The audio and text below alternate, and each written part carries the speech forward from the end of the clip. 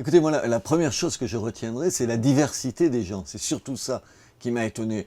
Il m'arrive d'aller dans des universités d'été, des meetings, des réunions de partis politiques. En général, les gens pensent à peu près tous la même chose. Et là, j'ai rencontré des gens, alors que je ne le pensais pas, qui ont des opinions radicalement différentes. Je serais très très en mal à la sortie de cette journée de dire ah, ils sont à droite, ils sont à gauche, ils sont ceci, ils sont cela. Il y a des gens qui sont ici en train de se poser des questions. Dans un parti politique, en général, on ne pose pas des questions, on a les réponses. Là, j'ai entendu des gens qui se posaient des questions et qui essayent, à partir de ces questions, d'apporter des réponses. Mais c'est d'abord ça qui m'a sauté aux yeux. La deuxième chose, c'est, vous savez, on est souvent désabusé par rapport à une jeunesse. Moi, j'ai un grand garçon, par exemple, par rapport à une jeunesse dont on se dit, elle s'intéresse peu à la chose publique, ou elle s'intéresse qu'à elle-même, ou elle s'intéresse qu'à la couleur de ses chaussures. Là, vous avez des gens qui se posent des questions dont je me disais, je sais pas, depuis 30 ans, que plus personne ne se les posait. C'est-à-dire le sens de son engagement, le sens de la France, le goût pour ce pays. Tout ça, ça m'apparaît radicalement différent. Et ensuite, ce que j'ai trouvé, enfin, je dirais, séduisant, c'est le rapport entre les gens. C'est-à-dire qu'on n'a pas des chefs et puis, enfin en tout cas c'est pas l'impression que j'ai eue, des chefs et puis des gens qui sont des sous-chefs et les pas chefs du tout. Il y a des gens, oui, il y a quelqu'un qui s'appelle François Asselineau qui dirige, qui impulse les choses, mais il y a des gens qui ont un regard à la fois chaleureux,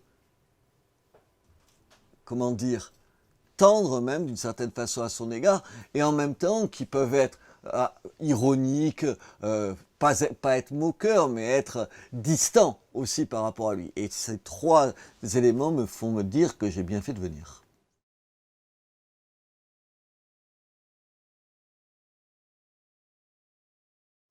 Ouh là, c'est un tout petit peu difficile. Moi, je lis pas dans le marc de café, donc je ne sais pas qu'est-ce qu'il en est. Tout à l'heure, je disais ce qui m'avait séduit, ce qui en même temps m'inquiète, c'est que, pour vous, c'est que comment, la chose politique, la vie politique est tellement sur d'autres bases que ça, fonctionne sur tellement d'autres ressorts que ça, fonctionne sur un tel mode différent que celui que vous mettez en œuvre ici, que j'ai un peu de mal à voir comment, en tant que parti politique, vous pouvez construire une alternative en gros à ce qui se passe maintenant.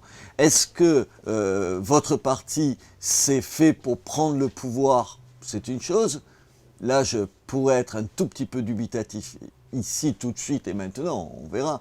Ou est-ce que votre parti, c'est une façon de faire se développer un certain nombre d'idées, d'espérer que les militants, les 1700 et quelques dont parlait François Asselineau tout à l'heure, sont autant de gens qui peuvent, dans leur milieu, à l'endroit où ils sont, faire avancer un certain nombre de débats? Ça, c'est peut-être un peu plus crédible aujourd'hui.